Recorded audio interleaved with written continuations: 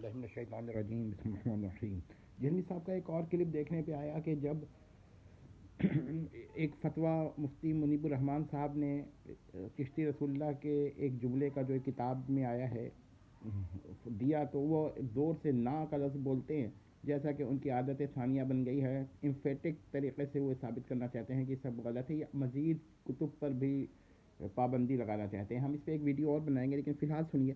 جہلمی صاحب سے سوال ہے کہ دیکھیے جہلمی صاحب، آپ یہ جو الزام لگا رہے ہیں، اب کہہ رہے ہیں کتاب پر پابندی لگنی چاہیے یا سینسرشپ ہونی چاہیے کم از کم اس روایت کی، ہم یہ نہیں مانتے ہیں کہ کتابوں میں تغیر کیا جائے یا ان پر پابندی لگائی جائے، کیونکہ ہمیں اندازہ ہے کہ آپ کے عزائم بہت دور تک ہیں، آپ بہت دور تک جائیں گے۔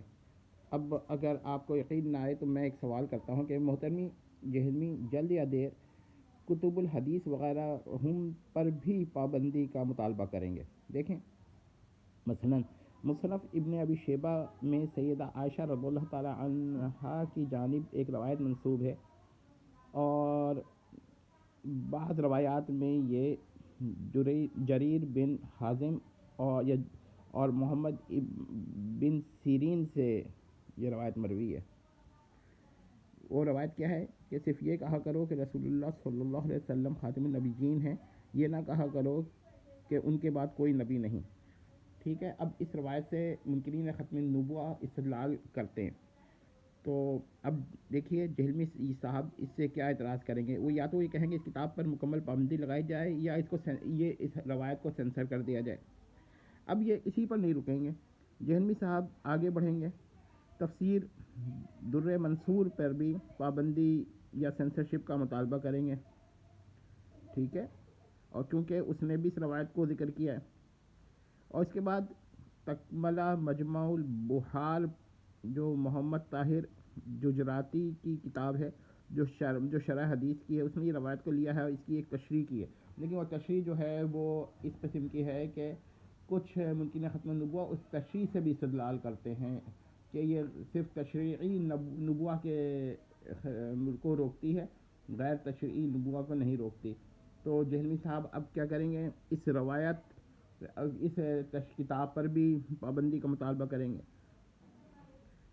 ابن قتیبہ کی کتاب ہے تاویل مختلف الحدیث، تو اس کی شرح بھی کچھ اسی قسم کی ہے، اور اس پر بھی جہلمی صاحب اب مطالبہ کریں گے کہ پابندی لگائی جائے، کیونکہ ممکن ختم النبوہ اس سے بھی یہ ثابت کرنا چاہتے ہیں یا سعی کرتے ہیں کہ تشریعی نبوہ بند ہو گئی ہے، غیر تشریعی جاری ہے۔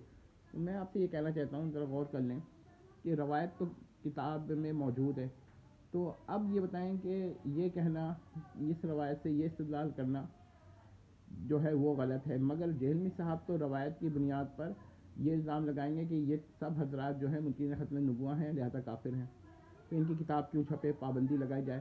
اب یہ بتائیے چشتی رسول اللہ وہ بھی کفر کا عقیدہ ہے، اور رسول اللہ کے بعد غیر تشریعی نبوہ کسی کو ملنے کا عقیدہ بھی کفر کا عقیدہ ہے۔ تو اب جہلمی صاحب کے پاس کیا قاعدہ رہے گا کہ ان کتب پر پابندی کا مطالبہ نہ کریں اور ایک کتاب پہ کریں؟ تو اس کا ہم واحد جواب یہ دیتے ہیں کہ فی الحال اس ویڈیو میں کہ جہلمی صاحب یہاں تک بھی پہنچنا چاہتے ہیں، اور بھی کتب میں آئیں گے، وہ تفسیر ابن کثیر میں بھی آ کر کہیں گے کہ قرآن کے اندر کچھ جنسی بات، قرآن کی تفسیر میں کچھ جنسی باتیں انہوں نے لکھ دی ہیں جس کی وجہ سے یہ توہین قرآن ہو گیا، اس پہ بھی پابندی لگائیں۔ اور پھر جو کوئی کچھ کہے گا تو زور سے نہ کہیں گے، جیسا کہ ان کی عادت ثانیہ ہے۔ میرا مطلب یہ ہے کہ آپ لوگ سمجھیے کہ جہلمی صاحب کہاں جا رہے ہیں۔ بہتر طریقہ یہ ہے کہ جب بھی اس قسم کی کتب چھپیں، حواشی میں ان کا جواب لکھ دیا جائے، اور پابندی نہیں اور نہ سینسرشپ۔ تو جہلمی صاحب کا مطالبہ تسلیم نہ کیا جائے اور کہا جائے کہ جہلمی صاحب آپ کی حویث بڑھتی ہی جائے گی، آپ جس چیز کو گستاخی قرار دیں گے وہی، اور پھر انسسٹ کریں گے سب اسے گستاخی مانیں۔ چلیے یہ ایسا مسئلہ ہے جو سب متفق ہیں کہ یہاں پر روایت میں کوئی مسئلہ ہے، ظاہری معنوں میں روایت کو صحیح لینا کفر ہے، لیکن اب آپ مجھے بتائیے کہ چشتی رسول اللہ کا خطرناک عقیدہ جو ہے، جیسے جہلمی صاحب دوسرے پہ منسوخ کرتے ہیں، اور اس روایت کے غیر تشریعی نبوہ کسی کو مل سکتی ہے رسول اللہ کے بعد، ان کے کفر میں کیا فرق ہے؟ کوئی فرق نہیں ہے۔ تو جہلمی صاحب کے پاس کیا کرائٹیریا ہوگا، یہ ترجیح بلا مرجح کس طرح کریں گے؟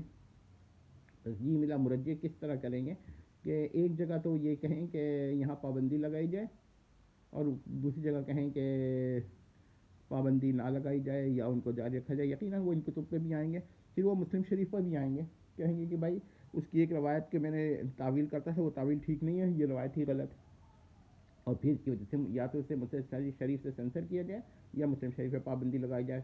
اور جو کوئی کچھ کہے گا تو زور سے وہ پھر نہ کہیں گے اور وہ سمجھیں گے کہ نہ کہنے سے دلیل کا جواب ہو گیا. نہیں, غور کر لیجئے, خطرناک قدم پہ جا رہے ہیں آپ, ان کی حوث کو پورا نہیں کر سکتے. جہاں آپ نے ایک بات پوری کی وہ دوسرا مطالبہ لے کے آ جائیں گے. ان کی حوث اسی طرح پوری نہیں ہوگی جس طرح ایک شخص جو ہے وہ لالچی شخص, جس کو ایک سکہ مل جائے تو وہ دوسرا سکے کا بھی مطالبہ کرتا ہے, دوسرا مل جائے تو تیسرے کا بھی مطالبہ کرتا ہے. تو یہ اس قسم کی بات ہے. آپ ایک ان کی خواہش پوری کیجیے گا, یہ دوسری خواہش پیش کر دیں گے, دوسری خواہش پوری کیجیے گا تیسری خواہش پیش کر دیں گے, یہاں تک کہ وہ قرآن کے اوپر بھی اعتراض کریں گے, بخاری شریف پہ بھی اعتراض کریں گے, اور پھر پورے دین کو ختم کر کے رکھ دیں گے. تو یہ عزائم بہت خطرناک ہیں.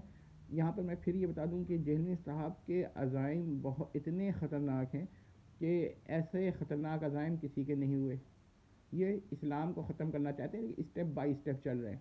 ایک کتاب, ایک روایت, ایک مسئلہ, اس کے بعد اسی کتاب سے دوسرا مسئلہ نکال لیں گے, پھر کشف المحجوب پہ آ جائیں گے, پھر احادیث کی کتب پہ آ جائیں گے, تفاسیر کی کتب پہ آ جائیں گے, یہاں تک کہ اسلام کو ہی اعتراض کریں گے. ہو سکتا ہے بات آیات کے بارے میں بھی آ جائیں کہ یہ آیت قرآن سے نکال دی جائے, اس سے تو قرآن کی اور حدیث کی اور نبی کی تو توہین ہو رہی ہے. یہ بہت خطرناک آدمی ہیں, آپ ان کو سمجھنے کی کوشش کیجیے, اور ان کے نام جب یہ زور سے کہتے ہیں نا اس کو سمجھنے کی کوشش کیجیے کہ اس کے اندر بہت زیادہ ایک طنز چھپا ہوا ہوتا ہے. اور ٹھیک ہے وہ تو بولیں گے, ہمیں تو یہ صرف پوائنٹ آؤٹ کرنا ہے علمی طور پہ, باقی آپ زور سے نہ بولیں یا دھیرے سے نہ بولیں وہ تو نگیشن ہی ہے. آپ زور سے نہ کہنے سے کوئی زیادہ مضبوطی نہیں پیدا ہو جاتی موقف میں, اور دھیرے سے کہنے سے کمزوری نہیں پیدا ہو جاتی. لیکن آپ کا موقف ہمیں سمجھ میں آ گیا ہے, وہ پہلے بھی باطل تھا ابھی بھی باطل ہے. ہم پھر یہ کہہ رہے ہیں کہ کتابوں میں چینجنگ نہیں ہونی چاہیے. اگر کوئی فرض کرے ایک روایت ہے جس کا کچھ معنی کفریہ بھی نکل رہا ہے تو آپ حاشیہ ڈال کے وہاں پر لکھ دیجئے, کتاب کو چینج نہیں کیا جائے گا, نہ پابندی لگائی جائے گی. یہ تو ہٹلر کا دور میں کتب جلائی گئی ہیں اور یہ وہی نظریہ پیش کر رہے ہیں, کتابوں کو جلایا جائے, کتابوں کو ختم کیا جائے. پرانی کتابیں آ رہی ہیں, حالانکہ دنیا میں یہ دستور رہا ہے کہ جب کوئی کتاب چھپتی ہے اس کے اندر کوئی غلط ایسا کانٹینٹ ہوتا ہے جو غلط ہوتا ہے یا کفر بھی ہو تو اس پہ حاشیہ ڈال کے لکھ دیجئے کہ بھئی یہ کانٹینٹ کا یہ جملہ ٹھیک نہیں ہے, اس کی تشریح یوں کر لیں, یا یہ غلط روایت ہے وغیرہ وغیرہ, یا اس کی کوئی وہ سند نہیں ہے, یا یہ تحریف ہو گئی ہے. مگر ہم تک جس پر کتاب پہنچی ہے ہم اس میں چینجنگ نہیں کریں گے. تو دیکھیں کہ جیلمی صاحب کس حد تک چلے گئے ہیں.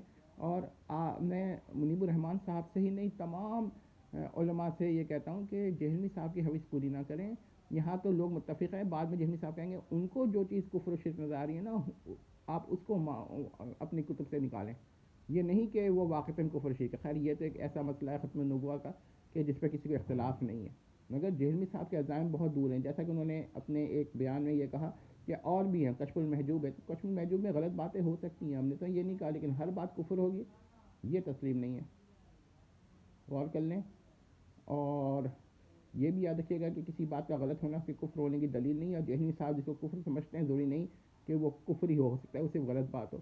تو جہلمی صاحب بہت خطرناک ہیں. ابھی بھی جو لوگ نہیں سمجھے ہیں جہلمی صاحب کو وہ سمجھ لیں, یہ دین کے مخالف ہیں, اسلام کے ماسوا ایک دین کے بانی ہیں جن کے وہاں جہلمی صاحب اگر اس طرح کی غلط باتیں کہیں تو وہ جائز ہو جائے گا, دوسرا کہے تو ایک بڑا سا نہ کہہ کے اس کو قیاس فارغ کرنے کی صحیح فرمائیں گے. عجیب انسان ہے, ان کا تو مسئلہ نہیں ہے, آپ لوگ سمجھ لیں. والسلام تمت.